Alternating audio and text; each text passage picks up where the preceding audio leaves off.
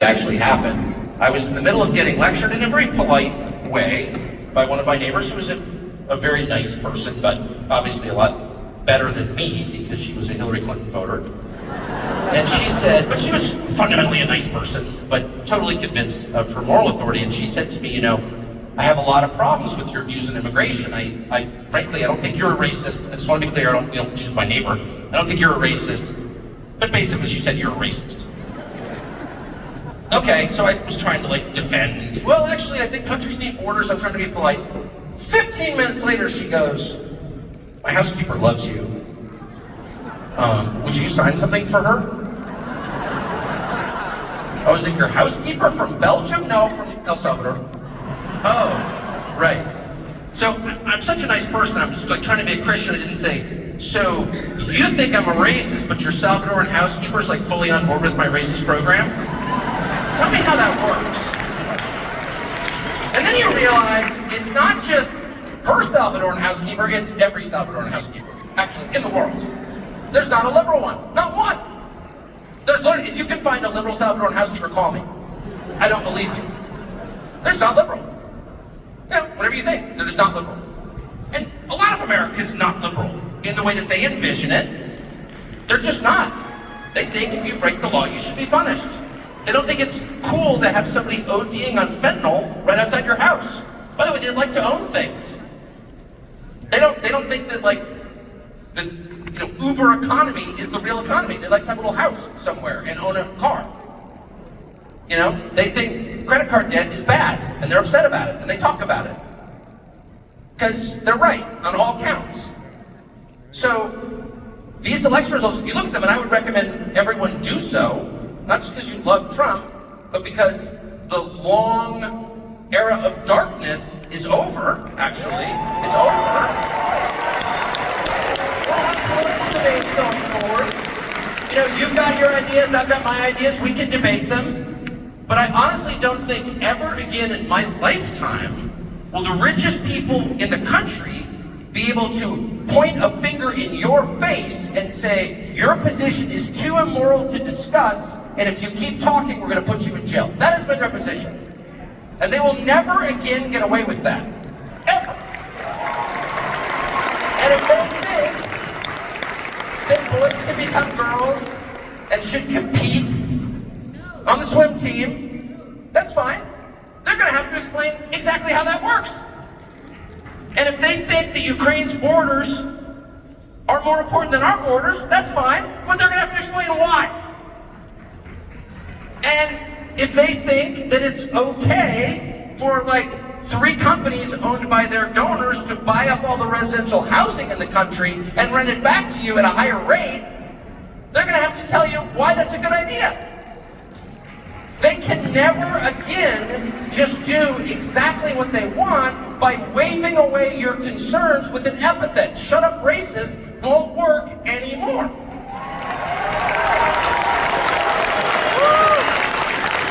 There are no permanent victories in this life. It doesn't mean that people who voted for Trump are going to get exactly what they want forever. You'd have to be a politician to make that promise, which I am not. That's a lie. But the era of no debate, shut up and obey, surf, is over. It is over. So, it is a lot harder if you run things to reason with people, to treat your population as citizens rather than slaves. It's a hassle. And someone like Kamala Harris, well, she wasn't capable of explaining what she thought or why. She was incapable of making an argument. By the way, I'm not attacking her. I always felt sorry for her. I did. No, I mean it. I never attacked Kamala. I'd make fun of Kamala Harris, in a kind of gentle, compassionate way. But she was a bystander to her own life. She never made a meaningful decision. She wasn't at fault for anything. She had no clue what was going on. She was just white-knuckling it through the day. The second the Xanax started to wear off, she'd be like, I gotta get out of here.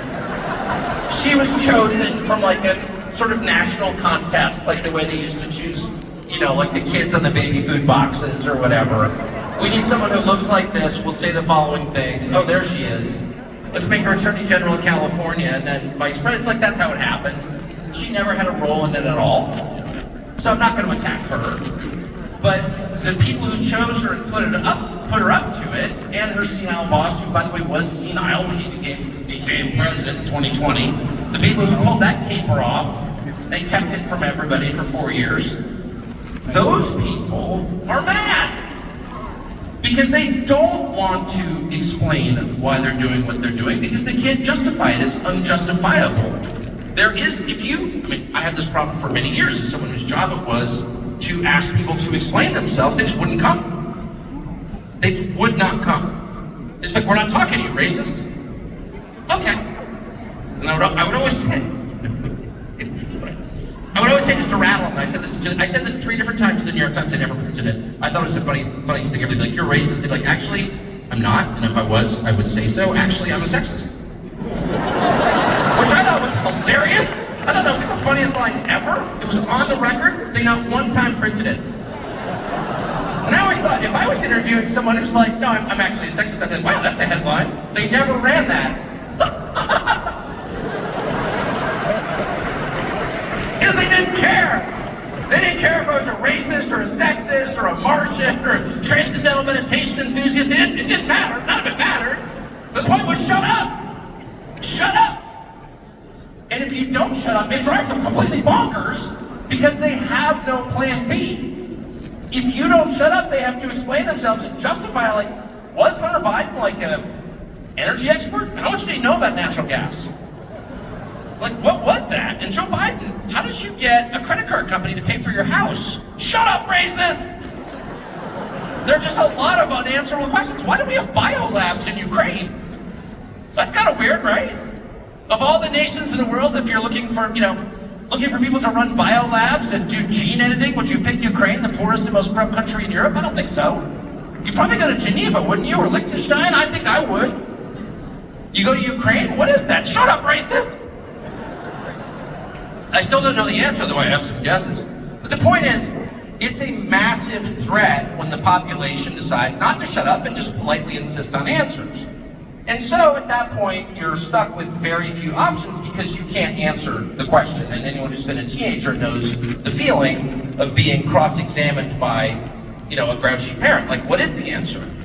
Now, the whole front of the car is stoved in, like, how'd that happen? You don't really have an answer, right? So what are they going to do about it? Well, they have about a month.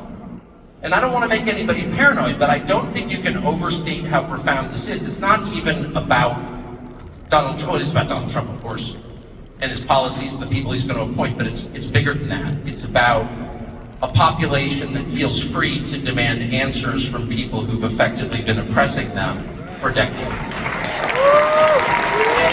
And they're afraid. Now, by the way, I think certain people should be afraid. I think Tony Fauci should be afraid, actually.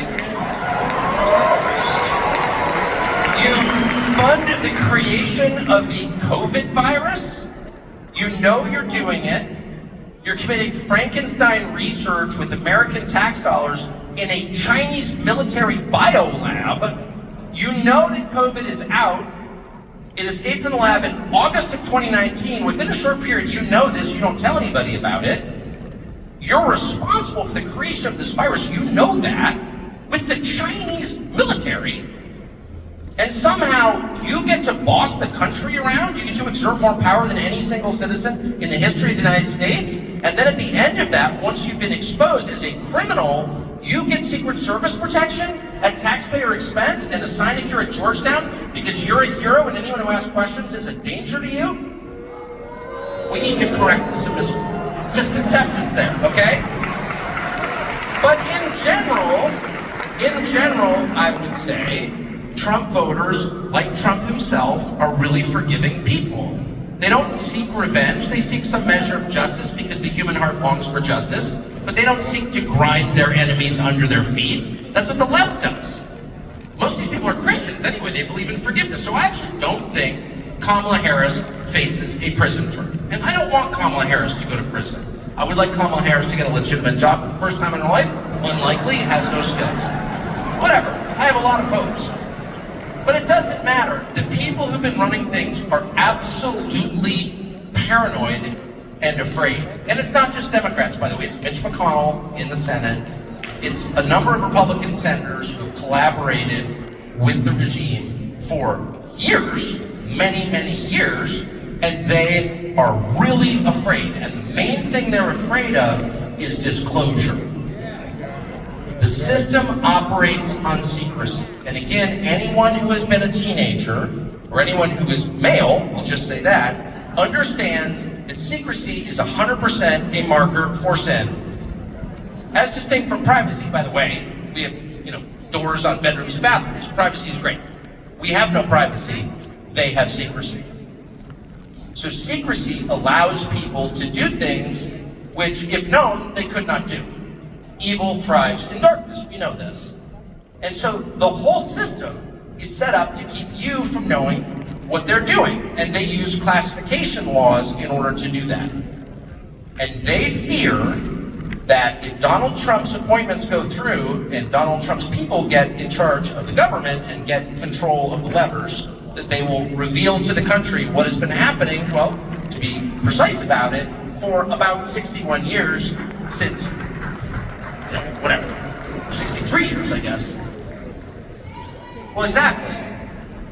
And then subsequent to that, what exactly has been going on? And so, by the way, I just want to pause and say, you will know that reform is coming, that corruption is in retreat.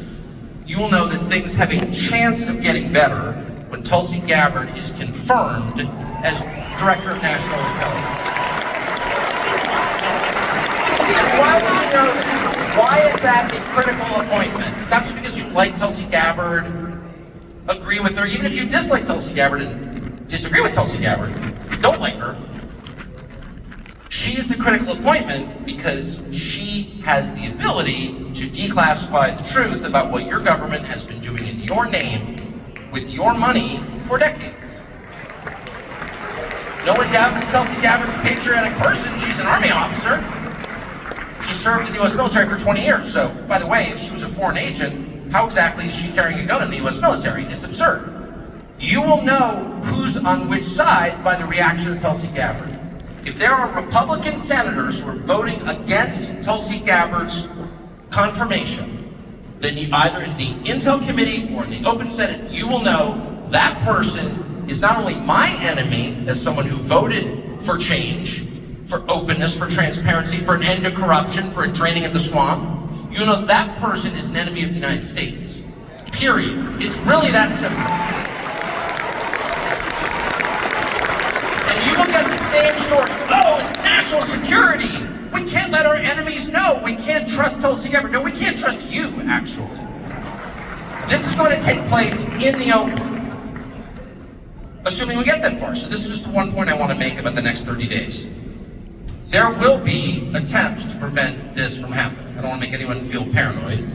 But at this point, once you win the Electoral College and the majority of the popular vote, that is an undeniable mandate, so there's no way to argue that Trump shouldn't be seated or anything like that. No one is contesting this election. No one can. You're going to need an event that is effectively catastrophic to change the course from openness to more secrecy, and there's no faster way to do that than a war. And by the way, the kind of war that the Biden administration is advocating for right now with the world's largest nuclear armed power could eliminate the United States and the entire Western Hemisphere. That's not an overstatement. But you will see people you think are your allies all of a sudden telling you when the United States so badly needs attention, someone in charge of the United States has to look at the country and say, you're in trouble. The numbers show it clearly. This country needs the attention of its leaders. It needs the care of its leaders. It needs people who actually want to improve the country, not the world, the country. And if some of those people look you right in the face and say, I'm sorry, we're just going to have to deploy to this, that, or the other country because there's an imminent threat to the world, you know those people are trying to thwart the progress that you voted for. Those people are your enemies. I'm sorry to say that, it's just true. And I don't care what I lived there all these years. And I watched it time and no, we have to do this. We have to do this. And this person is now our enemy. And I went along with it every single time. I was like, well, that guy sounds bad. And by the way, they almost always were bad. You know what I mean? Like, most leaders are pretty bad. Everyone's a kind of variety of Idi Amin, though most are less entertaining than he was. But you know what I mean? Like, this leader's bad. Well, I believe that. That's why I don't live there. I'm from here. I was born here. This leader's bad. Yeah, great, got it. So we need to all of a sudden take our entire budget, all of our energy, all of our attention, and focus on killing this leader. Well, it's like, you know, I'm not going to weep for that leader, but like, what about me? What about my country? What about my children? Well, that can wait. Well, actually, it can no longer wait. And I think we need to say that really, really clearly. And the next time Dan Crenshaw stands up and says, but you don't understand the threat. Shut up, Dan Crenshaw. And everyone liked Dan Crenshaw. Just about had it with you. You have hundreds of thousands of American citizens dying of drug ODs, and you've done nothing. Your state was invaded by foreign nations at the behest of international organizations, including the United Nations. 15 million young men just came into our country for reasons we can't even understand, and you did nothing over your border. And you're going to tell me that some other nation is the threat? No, you're the threat. And that's true. So I don't care what party that person comes from. That person is an enemy of everything that you voted for. Trust me. We've seen this movie so many times, and the way that they short-circuit your critical thinking and get you to go along with it, and I know because I've been a victim of this, is by scaring the crap out of you with something. And the second you're afraid, you're like, oh, I guess an experimental vax, okay, I'll take it. Oh, I can't go outside anymore? All right. I'm worried about my grandchildren. Oh, we need to kill Saddam Hussein, he's bad. No! No mas! No mas! Fix this country. You are the father who abandoned his children, and there's no excuse for that. You, Dan Crenshaw, you entire Democratic Party, you Mitch freaking McConnell, you're the one whose own children languished and died while you focused on the neighbor's kids or kids in another country. All of that may be fine, but your duty is to your kids. That's why you're the leader. And anyone who shirks that duty is guilty of abandonment, and there is no lower man than the man who abandons his family. There is no lower form of leader than the leader who doesn't care about the people in his charge. And so, make that the litmus test, I would say. I mean it, and I don't care what they say. They'll get up there and be like, well, I'm against trans swimmers too. Well, really? Who isn't? You'd have to be a freak to be for that. If that's the price of entry, we're not charging enough. You're against trans swimmers? Okay. Then you're not like brain damaged or something. Like, what? Of course you're against trans swimmers. Swimming with girls, I mean, obviously. Demand more. What are your priorities? And if they tell you some faraway place where people speak a language you don't understand, in a conflict that you can't possibly comprehend because it's in another country, that's priority one, you're done. You're done, Mike Pence. And all the rest of us. But they're relentless. I mean, they are relentless. I mean, it is basically everybody. And I just want to, I don't know if Don was just up here before me. I was, of course, chatting like a magpie backstage, so I didn't hear it, but he is really this, my personal view is smartest guy in that whole orbit and really feels it. You know, didn't learn his politics from a book or from Twitter, but actually feels it. And he always says, when you deal with politicians, it's the politics of pain. They don't understand anything else. It's not how you deal with normal people. And if you're a decent human being, you don't get people to respond to you by threatening them, because that's sick. You don't beat your dog. You don't threaten to, smack your kids until they obey you. That's grotesque. You can convince people with love and by example. Unfortunately, that's not how you deal with politicians. They just don't respond that way. They're a different kind of organism. You really have to tell them, I'm sorry, get with the program or you can't get elected again. Because that's the only thing you care about. Because you're weird. And that has to be a baseline demand. Dick Crenshaw cannot be a congressman again. You just can't. It's just too insulting. Oh. Anyway. Anyway, I'm gonna just stop because I could go on my rants, but I want to take a couple questions. Well, I love you too. I can't even see you. I'm gonna take a quick out break and take your questions. Yes, sir. Can I sign? I'm not qualified to sign your hat. I'm left-handed and dyslexic. Okay, hold on. This man right here.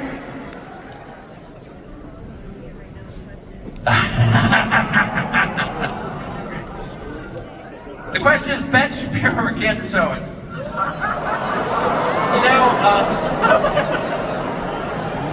I'm only friends with one, but I'll say I want to support people when they're right and not when they're wrong. And why do you ask questions like that? You're a smart one. I'll tell you. I'll just be clear on this.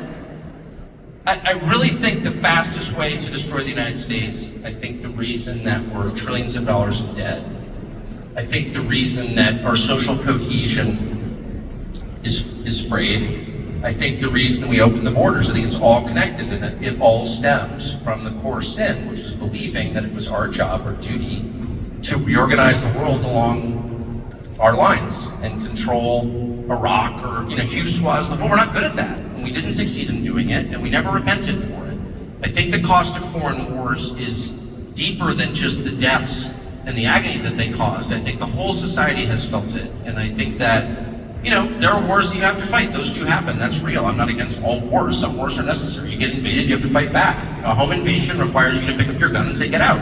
And if you won't, you shoot him. I mean, I'm not Gandhi, okay? But a war of choice for the profit of a few and to satisfy the completely ridiculous theories of AEI and all these other absurd think tanks in Washington, those are really immoral. And anyone who's for that going forward is immoral. I think that. Convince me otherwise. Yes, sir.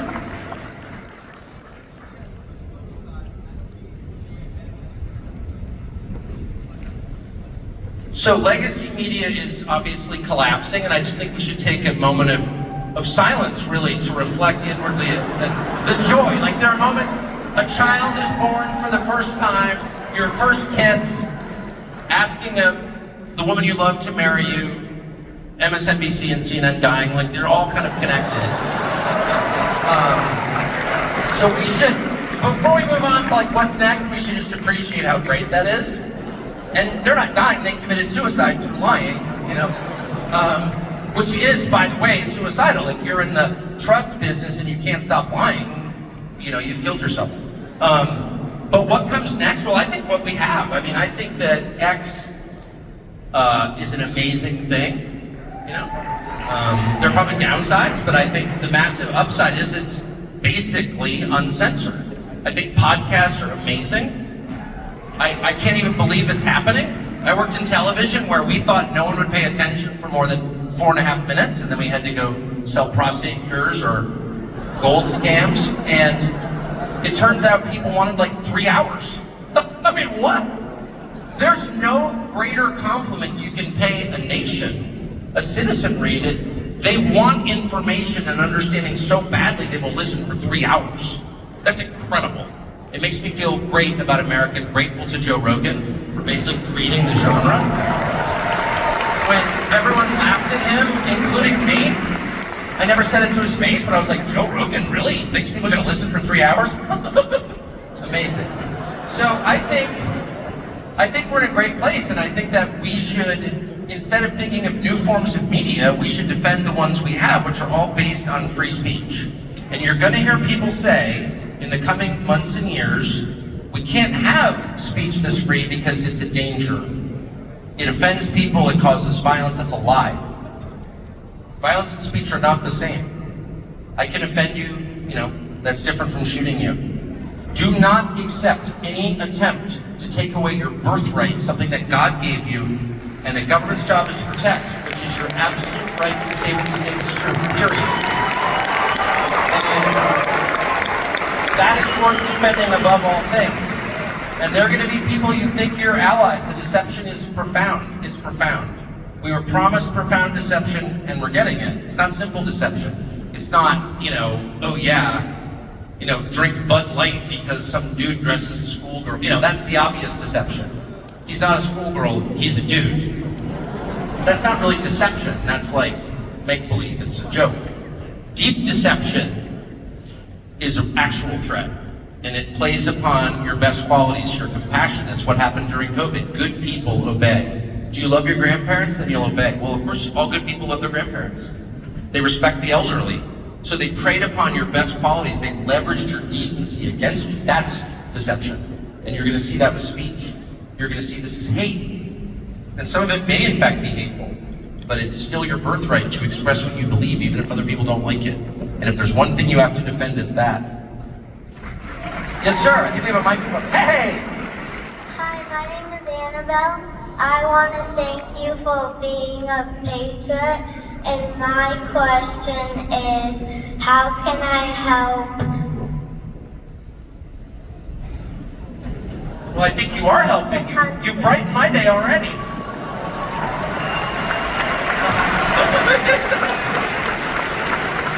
Yeah, I mean, I don't know. Every time, maybe because I have a lot of children, but every time I see like a bright-eyed, cheerful child speaking directly, it lifts my spirits. It compensates for a lot of bad things that I see. So that's way more important than any speech given in the Senate, as far as I'm concerned. Thank you. These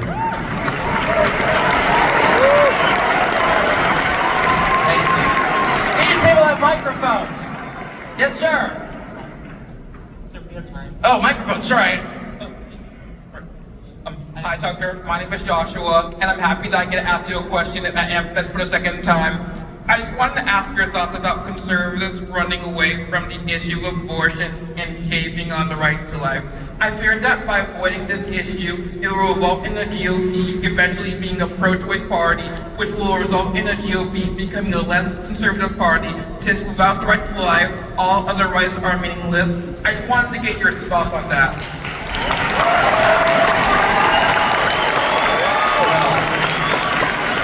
There's this super interesting phenomenon that I've noticed in my own life, and it's described in some detail in the New Testament, which is the outcome is actually the opposite of what you expect. The meek inherit the earth.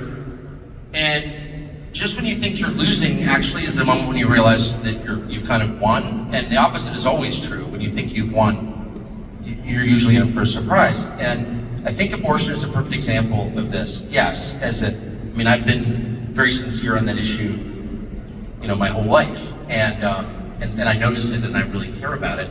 I have a child who was born on January 22nd, which is the anniversary of Roe v. Wade, so it was like, I've thought about it a lot, and yeah, I've been really distressed by the cowardice of Republican politicians, and it's a class thing too.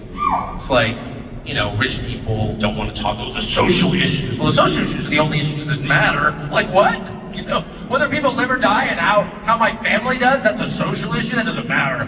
Not as important as GDP and war. Oh, shut up. It's all that matters are the social issues, because socialization is the only thing that I care about is other people. Anyway, but they're very embarrassed of those, and those are considered like redneck issues or religious people issues. But the truth is, I think every single person in the country knows that abortion is, at best, a real tragedy, and at worst, what was clearly a form of human sacrifice. And that's why they had an abortion van outside the Democratic convention. I don't really think anybody sincerely shouts their abortion with joy. I think everybody knows that the cascading effects of that, never leave, and it's like the true tragedy. Taking of life is always the greatest tragedy. And I actually think the time is right to just say that out loud. This is the opposite of liberation, speaking of deception. The main thing that most people want, there's surveys on this, but we don't need surveys, we know this, is children. That is the only real measure of wealth, is children. And anyone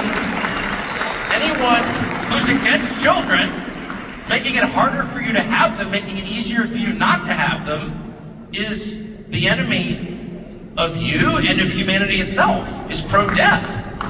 And I just don't think in the end that wins, and I think everyone secretly knows it, and I think the hysteria and the extremism of the abortion people is testament to that. It's like when you know you're wrong, you get louder and more hysterical, right? And so I actually think it's become super obvious. They can't even, by the way, I felt like 30 years ago under Clinton, they had a pretty good formula for justifying abortion. They were like, well, it's safe, legal, and rare, and it's a tragedy when a 14-year-old gets raped. And I was like, well, that's for sure, it's a tragedy. And because it's so tragic, you need an abortion. Now they're like, no, you wanna do something good for America? Kill your kid. Well, that's just my end at that point. I mean, that's just, you know what I mean? That's Canaanite. That's just human sacrifice, and they're just saying it. So I do think it divides the country into people who sort of know that and it's obvious, and then people who embrace it. And, it's sad, but they're probably not gonna be on your side. So I actually think the recognition that human life is the most important thing is dawning on people, and that I'm not even Catholic, and I agree that war, euthanasia, abortion, killing people is just bad. And anyone who's enthusiastic about killing people is scary. And the last thing I'll say is the one thing I am worried about is euthanasia, which is the state murder of its citizens. And I think the economic incentives are really powerful for the state to want to do that. As healthcare costs rise, as depression rises, which I think is one of the byproducts of prescription drug use, SSRIs actually have not lowered the suicide rate, they've increased it, et cetera, et cetera. That's all getting very obvious, and it's super expensive, and how do you pay for it? Well, Canada's just like, we'll just kill you. Make it very hard to get your knee replaced, make it very easy to die. And I'm very concerned that's coming here. And you don't have to be Catholic or even Christian to see that as totally evil. And I hope, and I will demand, to the extent I have any control, that the Republican Party says no to that immediately. People are not objects. They're not animals, you can't slaughter them. They have souls. And just because you're expensive and inconvenient doesn't make you human. We reject slavery because we embrace the humanity of every person. That's why we're against slavery, because we recognize that people are human beings with souls created by God. And anyone who says you can just kill them when they get in the way, whether it's in Ukraine or an abortion clinic or in a euthanasia lab, is evil. And I don't care if they claim that it's liberation. It's not. It's the darkest thing. It's murder. So, whatever. But I fully expect the people who told you that you had to relinquish the Bill of Rights in favor of protecting old people will be the very first to say we need to kill all the old people because they're too expensive. Yes, sir. This will be the last question of the night. Oh man, I'm just getting rolling now. I hope you like my question. So, hi Tucker, my name's Jake. I just want to say I named my dog after you. So. You know what? I take that as a dog man, I take that as a high compliment, so thank you. I love your laugh. So, my question is about nicotine. Yeah. So, I see your little podcast. I don't know if that's Zin or Alp, but from what I hear, nicotine comes with a bunch of benefits, increasing testosterone. Love that. So, it's my 16th birthday today, and they say you should be 21, 18, 25. When did you start taking nicotine, and when would you recommend taking nicotine? Who comes up with these questions? You're trying to get me in trouble. So let me just be clear. There are laws about this. Whether or not I think they're insane, that you can go fight and die in Iran, but can't have a nicotine pouch at 18. In fact, they'd like you to go fight and die in Iran, but you can't have a nicotine pouch. I think we've got misplaced priorities. But there are laws about making health claims about, you can make health claims about anything. They tell you weed is good for you. They tell you to take, Adderall in 5th grade. Go ahead and take SSRIs. You need some benzodiazepines, because those are good, not addictive or anything, but nicotine is somehow a threat. And I suspect, that any compound that makes the population passive and willing to accept mistreatment is favored, and any compound that heightens awareness, like black coffee, which they're always telling you is bad, and I can tell you as a 55-year-old who's had approximately a gallon of it every day for 41 years, it's not, is disfavored. So I can only tell you it works for me. I'm not going to tell you how old I was when I started using related products, but I'm 55 and I've been using it for 41 years. And I'm not endorsing that at all. I'm just telling you what works for me. I don't drink or use drugs of any kind, including Advil, and I haven't for 22 years. I've got pretty bad eating habits, which is obvious. I love pizza, but I don't put any chemicals in my body whatsoever other than nicotine and black coffee, and I feel great. I do. I feel, and by the way, I just want to say again, this is not licensed health advice. I don't run the CDC, okay? I'm not in charge of the Department of Agriculture's food pyramids. I'm not going to tell you to eat 11 loaves of bread to lose weight. Because I'm not a certified scientist or a genius like the people who told you that masks keep you from catching COVID. And by the way, get 9 boosters. So I don't have the moral authority to give you advice about how to be healthy. I can only tell you what's worked for me, a man with a checkered academic record. But I can say, I feel good.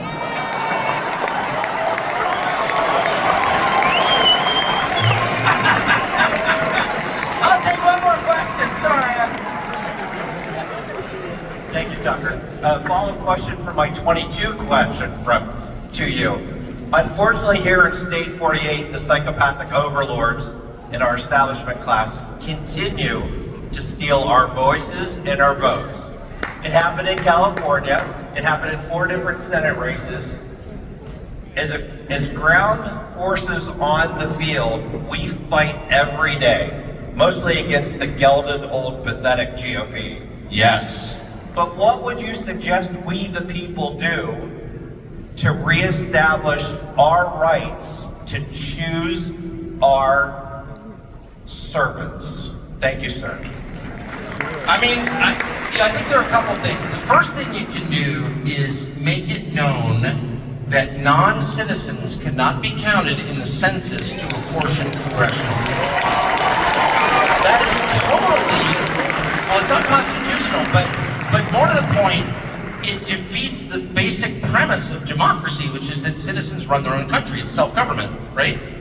That's the point of a republic. We hire people to run it for us, but we run it because it belongs to us because we're from here, we're citizens.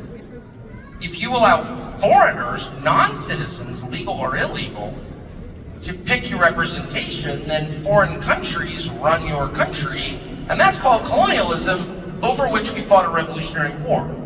So that cannot be allowed, okay? So that's the first thing you can do. The second thing you can do is point out that a sanctuary city or state is a form of insurrection much more profound than anything South Carolina attempted in 1861 at Fort Sumter. You are saying that you are not following the most basic of all federal laws, which is the federal government, not state governments, the federal government gets to decide who comes into the country. And you're saying, I'm opting out. That's insurrection, actual insurrection, not fake insurrection like January 6th 4 years ago, but actual insurrection.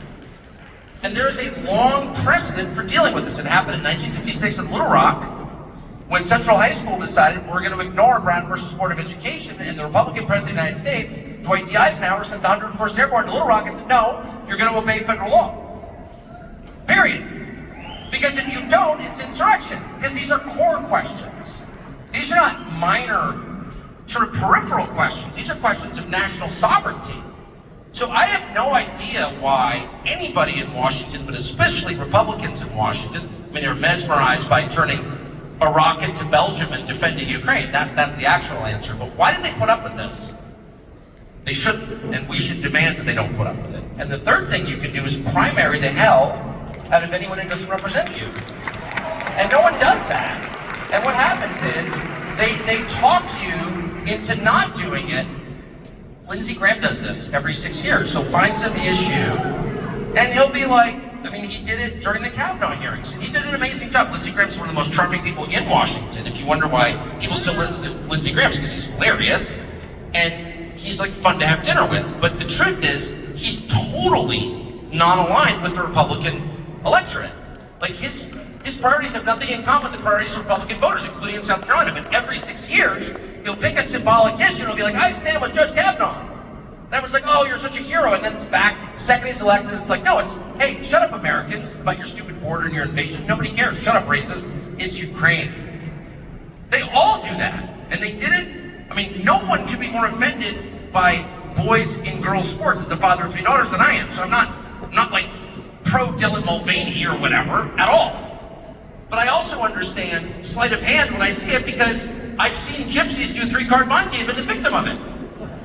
It's so fast, you don't know what happened. Like, where's the peanut? Underneath the walnut shell. It was right there. They're too fast. I know what that looks like. They divert your attention.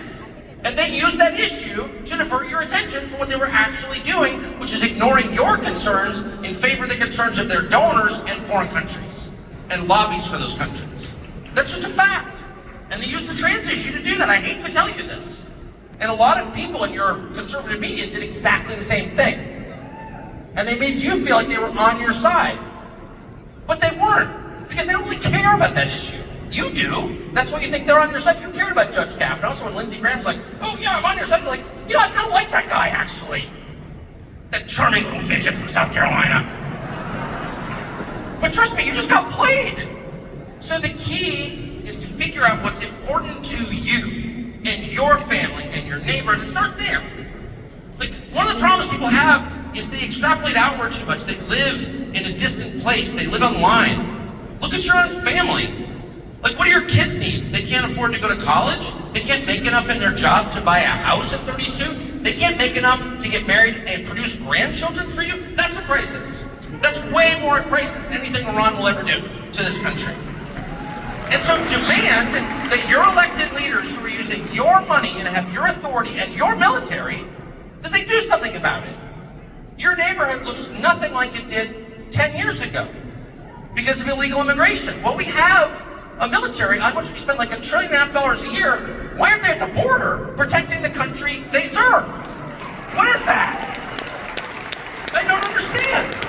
And anyone else who doesn't get that immediately is not qualified to represent you. And I actually think it rarely takes a primary. I think if enough people sit down with Congressman X, even someone like Dan Crenshaw or Lindsey Graham, yeah, boo. But I think if you actually sat down with Dan Crenshaw and said, listen, Dan, I get it. You're a little, but I'm kind of onto you now. And we want you to do the following 10 things. And if you don't, we're going to get someone who's aligned with us, and we're going to primary you. And at the very least, we're going to wreck your day. And then maybe be like, okay, your concerns are more important than the concerns of my donors. I will actually do what you want. Because in the end, it's not personal. You just want someone to listen to you and help you. That's the whole point of our system. Your representatives are there to help you. And if they're not, then you have to replace them. You have to be serious about it. And they will listen to you. If you are serious, they will listen. And by serious, I don't mean threatening them or jumping up and down. But just call Charlie Kirkman. There's no one better at that. Hey, Charlie Kirk, I'm calling, I'm a Turning Point Action donor, and I think we should primary so-and-so. Call Charlie Kirk. Probably, yeah, Lindsey Graham, someone should just do that. Not because, I kind of like Lindsey Graham personally, but it is such an insult to the idea of an opposition party. You have two parties. They should not agree with each other on the biggest questions. Because if they do, someone's getting left out of the equation, and that person is you. Someone needs to represent you on the big issues, the things that actually matter. Not just on swimmers at some state college, but on real issues. And anyway, just make them obey. I think that's up to us. Don't be charmed by them. Force them. Spank them like the bad little girls they are. Thank you.